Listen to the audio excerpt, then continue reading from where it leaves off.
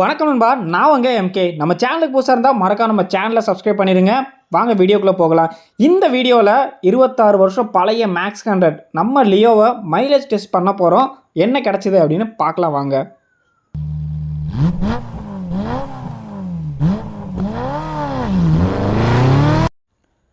மற்ற சேனல் மாதிரிக்கு வீடியோ ரொம்ப லென்த்தாக இழுக்க விரும்பலை. ஷார்ட் அண்ட் ஸ்வீட்டாக பார்த்துடலாம். என்னடா கை வச்சோன்னே 0 வருதுன்னு பார்க்குறீங்களா? அது ஒரு சின்ன பிரச்சனை இருக்குது. இப்போ வந்து 14,216 இந்த டைமில் தான் வண்டி வந்து பார்த்திங்கன்னா ரிசர்வ் ஆச்சு. இதுக்கப்புறம் தான் நம்ம போய் வந்து பார்த்திங்கன்னா பெட்ரோல் அடித்தோம். இந்த வண்டியில் ஆல்ரெடி இன்ஜின் ஒர்க்கும் இருக்குது. கிட்டத்தட்ட 26 வருஷம் பழைய வண்டி. அதுக்கப்புறம் வந்து பார்த்திங்க அப்படின்னா 2 லிட்டர் பெட்ரோலும் ஆயிலும் வந்து நம்ம அடிச்சிருக்கோங்க.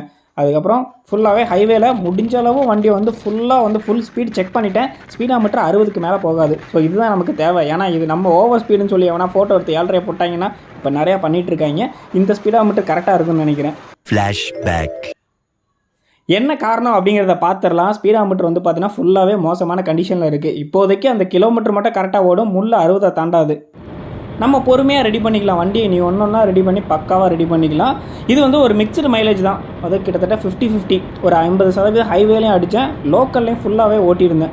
ஸோ டே ஃபுல்லாக நான் ரிட்டன் வந்ததுலேருந்து பார்த்தீங்க அப்படின்னா டே ஃபுல்லாக நம்ம சிட்டிக்குள்ளே தான் ஓட்டியிருந்தோம். ஓவராலாக மைலேஜ் எப்போ கிடச்சது தெரியுமா? ஒரு வழியாக நைட்டு தான் வந்து பார்த்திங்கன்னா வந்து அதை டச் பண்ணோம்.